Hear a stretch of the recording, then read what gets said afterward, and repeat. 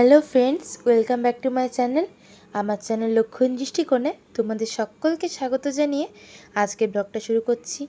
তোমরা সবাই কেমন আছো? আশা করি তোমরা সবাই খুব ভালো আছো, আর আমরাও খুব ভালো আছি। তো যেমনটা তোমরা দেখতে পাচ্ছ, এখানে তো মেলা হচ্ছে, আর এই মেলাটা প্রায় অনেক দিন স্টে করে, মোটামুটি 1 মাস মতন। আর 1 মাস হয়ে যাওয়ার পরেও মানে ভাঙা মেলা চলতে থাকে। তো দোলনা টোলনা সব উঠে যায়, তারপর আরও 15 দিন মতন এই দোকানগুলো সমস্ত কিছুই থাকে। আর এই মেলাটার টাইমে না আমাদের যাতায়াতে প্রচুর প্রবলেম হয়, কারণ এখানে তো অনেক ভিড় হয়। আর এটা যেহেতু আমাদের বাড়ির একদম সামনে, মানে 2 পা গেলেই এই মেলাটা, তার জন্য প্রচণ্ড অসুবিধা হয়। আর প্রচুর সাউন্ডেরও ব্যাপার আছে। আর এখানে আমি চলে গেছিলাম একটু পাপড়ি চাট খাওয়ার জন্য। এই দোকানটার থেকে আমরা পাপড়ি চাট নিয়ে নিয়েছিলাম, পাপড়ি চাট খেতে ইচ্ছে হয়েছিল। আর আমি বাই দ্য ওয়ে যাচ্ছিলাম একটা অন্য জায়গার উদ্দেশ্যে, ঝাড়গ্রামের একটু আউটসাইডে। জায়গাটা হচ্ছে দইচুড়ি। তো ওখানে একটা খুব জাগ্রত কালী মাতার মন্দির আছে, যেখানে প্রত্যেক অমাবস্যায় খুব বড় করে পুজো হয়। আর এই অমাবস্যাটা ছিল হারিয়ালি অমাবস্যা। তো তোমরা সকলেই জানো যে প্রত্যেক 1 মাস অন্তর অন্তর অমাবস্যা হয়, আর প্রত্যেক 15 দিন ছাড়া ছাড়া অমাবস্যার পূর্ণিমার একটা ডিউরেশন থাকে। তো মোটামুটি আমার এই সমস্ত আধ্যাত্মিক বিষয়ে খুব ভালো লাগে। তো তার জন্য আমি আমার দিদুনের সাথে চলে গেছিলাম ওই মন্দিরটার উদ্দেশ্যে। আর এখান থেকে আমি নিয়ে নিয়েছিলাম পাপড়ি চাট। আর পাপড়ি চাটটা কেন আমি ভিডিও করেছি তার পিছনেও একটা স্টোরি আছে। তার কারণ পাপড়ি চাট যখন আমি নিই, আমি কিন্তু পেঁয়াজ আর আলু খাই না। তোমরা কারা কারা এরমভাবে পাপড়ি চাট খেতে পছন্দ করো আমাকে একটু জানিও। তো এরমভাবে আমি পাপড়ি চাট খাই, তার জন্য আমি তোমাদেরকে একটু শেয়ার করছিলাম। এখন যে জায়গাটা আছে এটা হচ্ছে একটা জঙ্গল। এরপর ওটা পেরিয়ে এই জায়গাটা পড়ে। এটা মোটামুটি গ্রামও ঠিক না আর শহরও ঠিক না, অনেকটাই বড় জায়গা। আর এখান থেকে আমরা মিষ্টি নিয়ে নেবো, ওই জন্য মিষ্টি নেওয়ার জন্য দোকানটাতে চলে গেছিলাম। এখান থেকে আমরা বিভিন্ন মিষ্টি নিয়ে নিয়েছিলাম। আর এই যে আমি পায়ে আলতা পরেছিলাম বলে তোমাদেরকে একটু দেখাচ্ছিলাম। আলতাটা অ্যাকচুয়ালি সেদিনই পরেছিলাম, বাট সেরকম কোনো পুজো দেওয়ার উদ্দেশ্যে আমি আলতা পরিনি, মানে এমনি সবাই পরছিল তো আমার ইচ্ছে হলো যে একটু পরে দেখি আমিও কীরকম লাগে, তার জন্য পরে নিলাম। আর এখান থেকে নিয়ে নিয়েছিলাম মিষ্টি। এখানকার মিষ্টি খুবই ভালো, আর এটা হচ্ছে কি ওখানকার একটা প্রসিদ্ধ দোকান।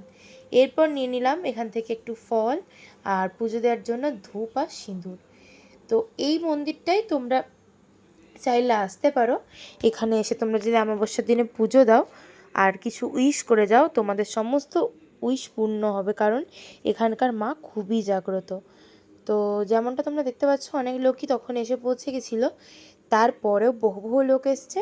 যেরকম ওখানে প্রচুর লোক আসে, বাইরের থেকেও শত শত লোক আসে। আর এখানে পুজো খুব ভালোভাবে হয়। তোমরা পুরো পুজোর ভিডিওটা দেখো, আমি তোমাদেরকে একটু একটু দর্শন করানোর চেষ্টাও করেছি। তো জায়গাটা তো আমার মন ভরে গেছিলো দেখে। তোমরাও একটু দেখো, আর তোমরা যদি চাও তোমরা এখানে এসে পুজো দিয়ে যেতেই পারো। এখানে যদি তোমরা কিছু একটা মানসিক করো, তো এখানকার মানসিক অবশ্যই মা পূরণ করবে। তোমরা যদি মন থেকে কিছু চেয়ে থাকো, তাহলে কখনোই কোনো ঠাকুর সেটা ফেলে দেয় না। আর সত্যি বলতে কি, স্পিরিচুয়াল বলে কোনো জিনিস আছে, কারণ এটা আমার জন্যই হয়েছিল একবার, আমি এরকম করেছি।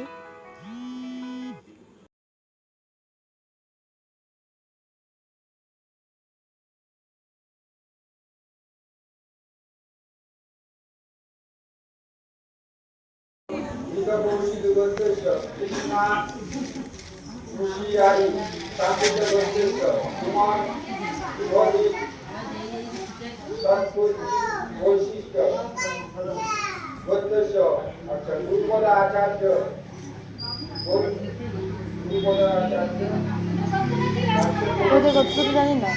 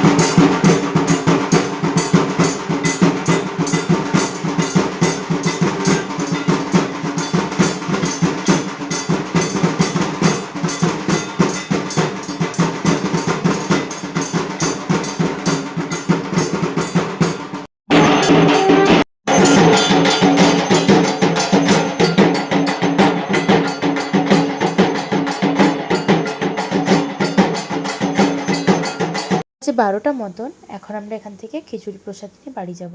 তো আজকের জন্য এই পর্যন্তই। আরও একটা নতুন ভ্লগে খুব জলদি হবে, ততক্ষণের জন্য টাটা।